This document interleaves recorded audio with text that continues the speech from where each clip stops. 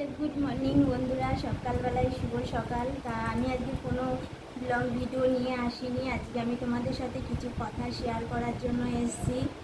তার কারণ আমার অনেক দিন ধরেই মনে হচ্ছিল কথাগুলো তোমাদের সাথে শেয়ার করার দরকার, কিন্তু তবু করছিলাম না। তা আজকে মনে হলো যে না, বন্ধুদের সাথে কিছু কথা আমি আজকে শেয়ার করতে শেয়ার করি। কথাগুলো শেয়ার করা আমার মনে হলো একান্তই উচিত।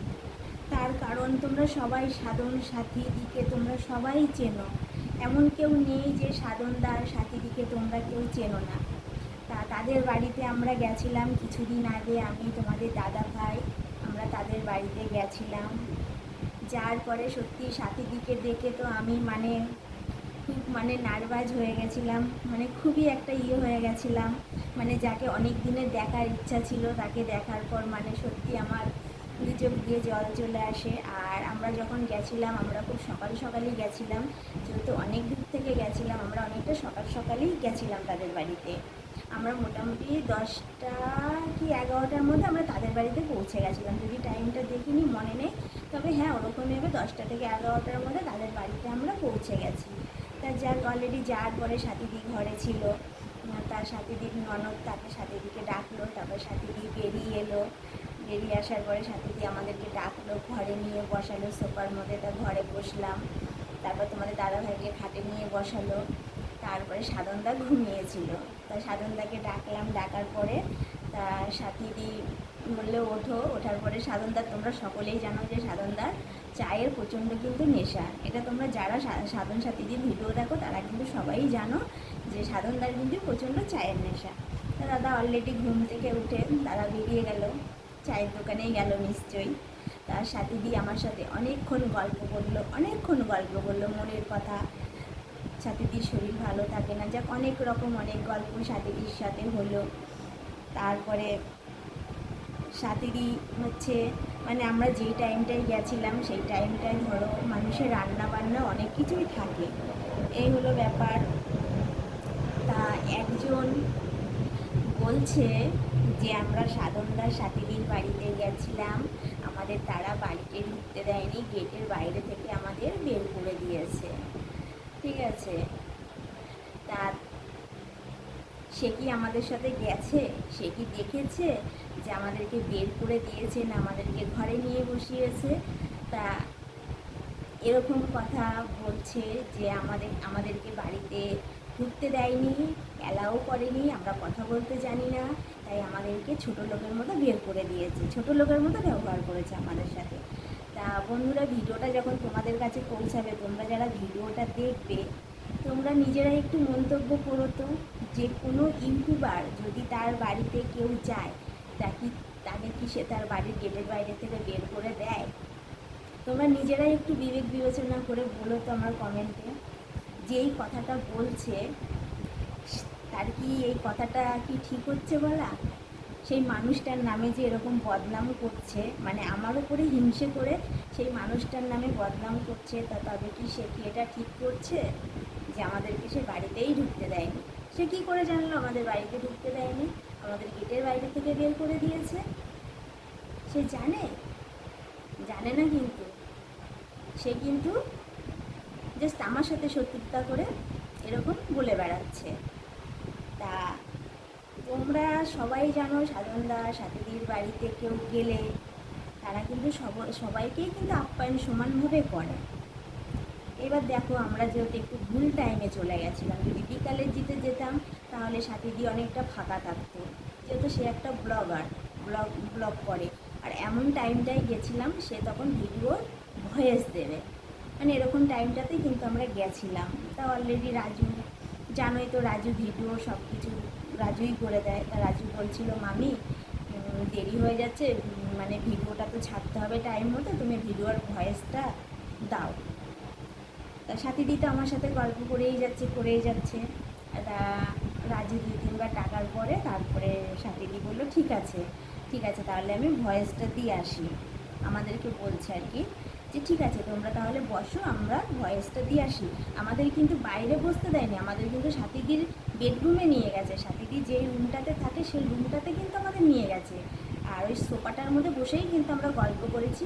আর তোমাদের দাদাকে খাটে বসিয়েছিল, তোমার দাদা আর তোমার দাদার একটা বন্ধু গেছিলো, ওরা দুজন খাটে বসেছিল আর আমি আর সাথে দিয়ে সোফাটার মধ্যে বসে গল্প করছিলাম। আমরা দুইজন আমাদের দুইজনের মনের কথা বলছিলাম। তার সাথে দিয়ে আমাকে এটাই বলছিল যে দেখো সবাই তো ইউটিউব করে, তা সবাই তো প্রথম থেকে জেনে শুনে ইউটিউবে আসে না, ইউটিউবে আসার পরে আমরা ধাপে ধাপে সব কিছু শিখি। তা নিজের কথাও বললো যে আমিও তো দেখো প্রথমে কিছু জানতাম না, এখন আস্তে আস্তে শিখেছি, তুমি এরকম চেষ্টা করো, আস্তে আস্তে তুমিও সব কিছু শিখে যাবে। তা সে খারাপ কিছু বলেনি আমাকে, সে আমাকে ভালোই বলেছে। কিন্তু কেন জানি না সে মানুষটা এরকম মিথ্যে কথা বলে বেড়াচ্ছে, তার যে কী লাভ আমি সেটা বুঝতে পারছি না। মানে সে তো মানে আমার কথা তো বলছেই, তার সাথে সাথে কিন্তু সাথীদিকে ছোট করছে। জিনিসটা কি ঠিক করছে যে সাথীদিকে কিন্তু ছোট করছে।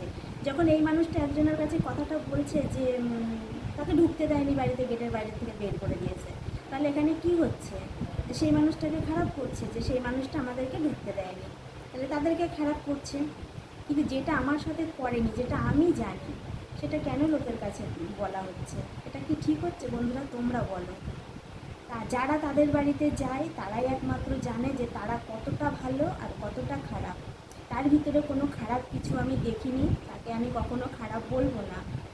তো আমি সাথীর দিকে যখন মানে কি বলবো, যখন চলে আসছিলাম চারিদিক চোখটা ছলছল ছলছল করছিল, আমারও মনটা খুব খারাপ হচ্ছিল যে অনেক দিন পরে। তারপরে আমি বলেও এসেছি যে আমি সাথীদিকে দিদি বলি না, তার যেহেতু সে আমার থেকে একটু ছোটোই হবে, তা আমি তাকে বোন বলেছিলাম যে তোমাকে তো সাথীদি সবাই বলে, তা তুমি যেহেতু আমার থেকে বয়সে একটু ছোটোই হবে, তা আমি তোমাকে সাথীদি বলবো না, আমি তোমাকে বোন বলবো। বলছে ঠিক আছে, তুমি আমাকে তাই বলো। এই এই কথাটা তো আমার কিন্তু আবার দোষ আছে, এই যে বোন বলেছে এতেও কিন্তু তাতে দোষ আছে, কিন্তু সে কিন্তু অনেককেই বোন বানাচ্ছে, তাতে কিন্তু দোষ নেই। কিন্তু আমি যে কথাটা বলেছি তাতেও কিন্তু দোষ। ঠিক আছে, মানুষকে তো মানুষ কিছু বলে ডাকে, বয়সের থেকে একটু ছোটো হলে তাকে কী বলে মানুষ? বোন বলে। বয়সের থেকে একটু বড়ো হলে কী বলে? তাকে দিদি বলে। তাই এলো ব্যাপার। তা আমাদের সাথে ওনারা যথেষ্ট ভালো ব্যবহার করেছে, কোনো খারাপ ব্যবহার করেনি। তার দিদি আমাদের সাথে কথা বলেছে, আর সাধনদা বেরিয়ে গেছে চায়ের দোকানে। তা উনি তো জানোই চায়ের দোকানে গেলে গল্পের আসলে জমে যায়। সাধনদার সাথে আমাদের কোনো কথা হয়নি, সাথীদের সাথে আমরা অনেকক্ষণ গল্প করেছি, অনেকক্ষণ। এমনকি আমাদের বলেছিল বসো তোমরা গল্প করো, আমি মানে ভিডিওর ভয়েসটা দিয়ে নিই, তারপর আমি তোমাদের সাথে কথা বলছি।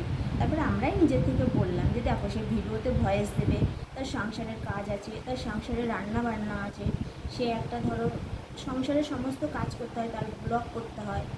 তা আমরা তখন নিজে থেকেই বললাম যে ঠিক আছে তুমি ভিডিওর ভয়েস দাও, আবার অন্য কোনো দিন আমরা আসবো। এবার দেখো সে একটা কাজ করবে, সেখানে মানে কেমন জিনিসটা লাগে না বলো?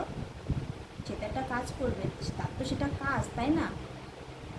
তারপর আমরা বললাম ঠিক আছে, অনেকক্ষণ গল্প করেছি, সত্যি কথা বলতে সাথীদের সাথে অনেকক্ষণ গল্প করেছি, অনেকক্ষণ। তারপরে কী আর বলবো, অনেকক্ষণ গল্প করেছি, খুব ভালো লেগেছে। মানে যাকে দেখবো ভেবেছিলাম সামনে থেকে দেখে এসেছি, আমার খুব ভালো লেগেছে। আর এইটুকুই বলবো, সাধনদার সাথীদি খুব ভালো মানুষ। যারা যারা গেছো তারা তো অবশ্যই জানো সে তারা কতটা ভালো মানুষ। আর যে ব্যক্তি আমার নামে এইগুলো বলে বেড়াচ্ছে, সে একমাত্র হিংসা করে বলে বেড়াচ্ছে। তা তার মতো সে বলে বেড়াক, তাতে আমার কিচ্ছু যায় আসে না। তা ভিডিওটা আমার মনে হয়েছিল যে আমার করার দরকার, তাই আমি ভিডিওটা করলাম, যে ভিডিওটার করার দরকার আমার আছে। আমি ভেবেছিলাম যে করবো না, কিন্তু এখন দেখলাম যে না, ভিডিওটা আমার করার দরকার আছে। যে মানুষটা আমার সাথে খারাপ ব্যবহার করেনি, কেন বারবার তার নামে খারাপ কথা বলা হচ্ছে? সেই জন্য আমি ভিডিওটা করতে বাধ্য হলাম। আর আমি যখন গেছি তাদের বাড়িতে, আমি ভিডিও সম্বন্ধে তেমন কিছু বুঝি না, নাহলে অবশ্যই আমি কিছু ভিডিও ওখান থেকে করে নিতাম। আমার সেরকম মন মানসিকতা ছিল না যে কিছু ভিডিও করি কিংবা কিছু শর্ট করি, সেরকম না। আমি কিন্তু জাস্ট তার সাথে দেখা করতে গেছিলাম, আমার এরকম মন মানসিকতা ছিল না যে ভিডিও করবো কি ভিউজ পাবো এই পাবো, সেরকম আমি কিন্তু আশায় যাইনি। তাকে আমার দু চোখে দেখতে ইচ্ছে করেছিল, আমি তাই দেখতে গেছিলাম। এই হয়েছে ব্যাপারটা। তা নেক্সট টাইম যদি আমি কখনো যাই তার বাড়িতে, অবশ্যই আমি ভিডিও তোমাদের সাথে শেয়ার করবো যে সে কীরকম ব্যবহার করে আর তার মনটা কতটা ভালো। তোমরা ভিডিওতে যেরকম দেখো, অরিজিনালি তার মনটা কিন্তু সেরকমই সাদামাটা, একদমই পুরো সাদামাটা মানুষটা। ঠিক আছে, তা বন্ধুরা এই হলো আমার কথা। তা তোমরা সবাই ভালো থেকো, সুস্থ থেকো, সাবধানে থেকো। ভিডিওটা এখানেই শেষ করে দিচ্ছি, তোমাদের সঙ্গে দেখা হবে আবার নেক্সট একটা ভিডিওর সঙ্গে। Tata, by.